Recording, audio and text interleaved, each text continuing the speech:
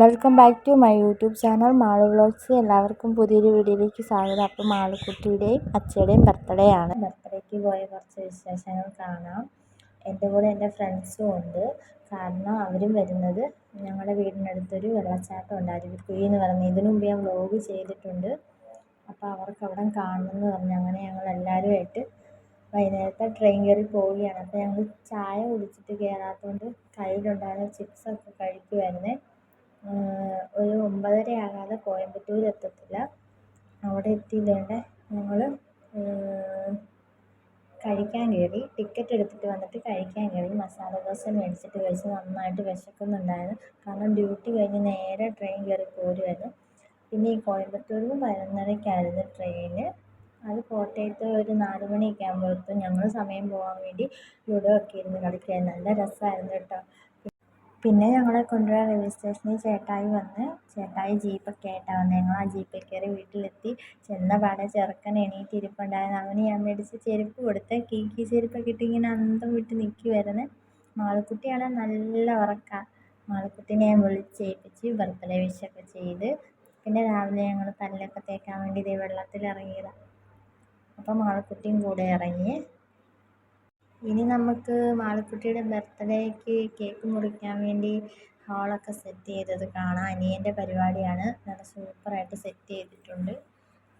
പിന്നെന്താ, ഞങ്ങൾ രാവിലെ തന്നെ അരുവിക്കുഴിയിലോട്ട് പോകാമെന്ന് കരുതി ഇതേ പോകാൻ വേണ്ടി ഇറങ്ങിയതാണ്. ഇത് ഞാൻ മാളുക്കുട്ടിക്ക് മേടിച്ച ഡ്രസ്സാണ്.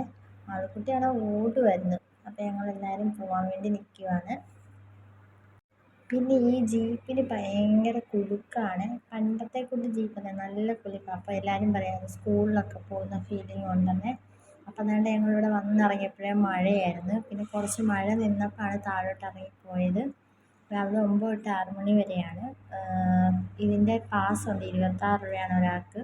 മഴയൊക്കെ പെയ്തുകൊണ്ട് സൂക്ഷിച്ച് സ്റ്റെപ്പൊക്കെ ഇറങ്ങണമായിരുന്നു. തെന്നിക്കിടക്കുമായിരുന്നു. പിന്നെ ഇവർക്കെല്ലാം ഒത്തിരി ഇഷ്ടപ്പെട്ട്. നല്ല സ്ഥലമാണെന്ന് പറഞ്ഞു.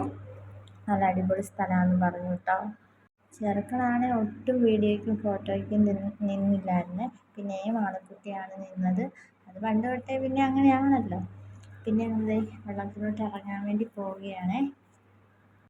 പിന്നെ അത്യാവശ്യം നല്ല തിരക്കൊക്കെ ഉണ്ടായിരുന്നു.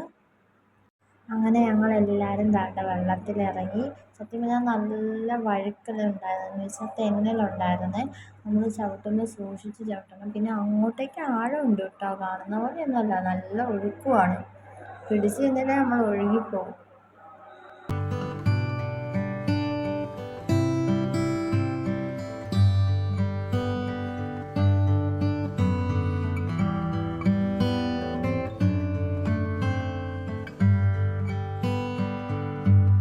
കുഞ്ഞിനെ ഒത്തിരി നേരം വെള്ളത്തിലിറക്കിയില്ലേ. കുറച്ച് നേരം ഒന്ന് വെള്ളത്തിലിട്ട് കൈയിട്ട് അടുപ്പിച്ച്. കാരണം ഒത്തിരി നേരം വെള്ളത്തിലിറക്കിയാൽ പനി വരും. നല്ല തണുപ്പായിരുന്നു. മാള് പിന്നെ എപ്പോഴും തോട്ടിലിറങ്ങുന്നതുകൊണ്ട് മാളിന് ശീലമാണ്. ഇതുണ്ട്, വെള്ളത്തിലിറക്കിയപ്പോൾ ഭയങ്കര സന്തോഷമായിരുന്നു അവന്. അതുകൊണ്ട് നന്നായിട്ട് വെള്ളം വീഴുന്നിടത്ത് ഞങ്ങൾക്ക് പോകണം എന്നുണ്ടായിരുന്നു. അനിയൻ മാത്രം പോയി. പക്ഷെ അങ്ങോട്ടേക്ക് ഞങ്ങൾ പോയില്ല.